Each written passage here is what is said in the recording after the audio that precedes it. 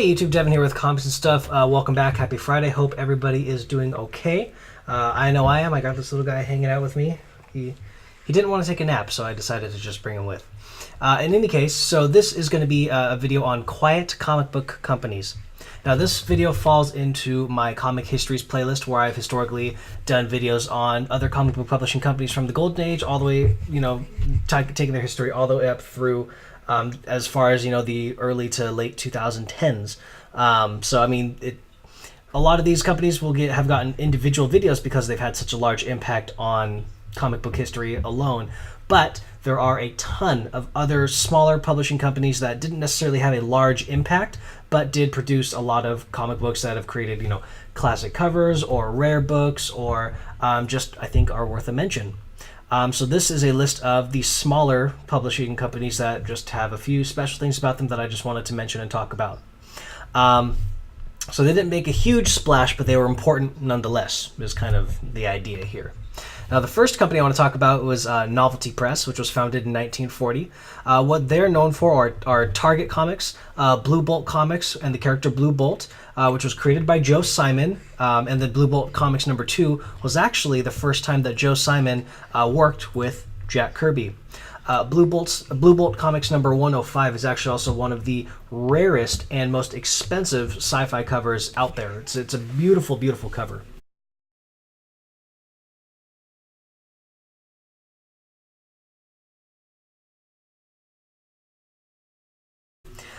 They went defunct in 1949 due to criticism over violence in comic books. So it was actually their close predated the Comics Code Authority.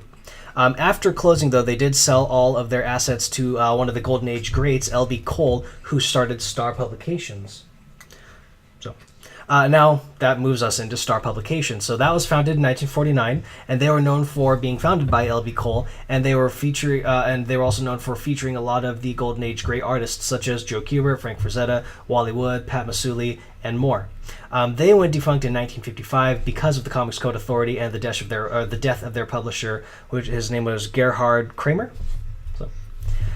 We have Ace Magazines, which was founded in 1940, and they were known for their super mystery comics and glamorous romances and Love at First Sight, which produced a lot of really classic romance covers from the Golden Age. And they also had a lot of books that were featured in Frederick Wertham's book, Seduction of the Innocent. They went defunct in 1956 after the Comics Code Authority, of course. And just a quick note, most of their characters still remained unused and in the public domain, with the exception of Lash Lightning and Lightning Girl, who were picked up by Dynamite Entertainment, and Space Action Space Action #2, which was published by Ace. It was actually one of the first books that ever got me into collecting sci-fi comics. I'm just saying. Then you also have the American Comics Group, which was founded in 1943. They're known for publishing the first ongoing comic horror series, which was Adventures into the Unknown. Now, it's not the first horror comic, but the first ongoing series, as well as their character Nemesis, who was in Adventures of the Unknown, which started, and I guess he appeared in #154. Or Adventures into the Unknown, #154, that's when Nemesis first appeared. Sorry. They went defunct in 1967, but the reason I could not find a clear one, so reason is unknown. You also have Crestwood Publications, which was founded in 1940. They were also known as Feature Publications, as well as Prize Comics. That's what they were most well known for, as Prize Comics. They published comics. The first comic book romance title, which was Young Romance, which started in 1957. They went defunct in 1967 for reasons unknown, but Young Romance did carry into DC Comics and created a lot of the classic DC romance covers that we know today. You also have Fawcett Comics, which was founded in 1919, so one of the oldest publishing companies ever. And they were known for Captain Marvel and the Marvel Family and Wiz Comics. And we all know who that is. They also had Bullet Man and Bullet Girl. So they went defunct in 1980, and they sold Captain Marvel and the Marvel Family to DC Comics, and I believe they also acquired the rights to Bullet Man and Bullet Girl, and they've gone unused. And last but not least, they have Avon Publishing, which was founded in 1941.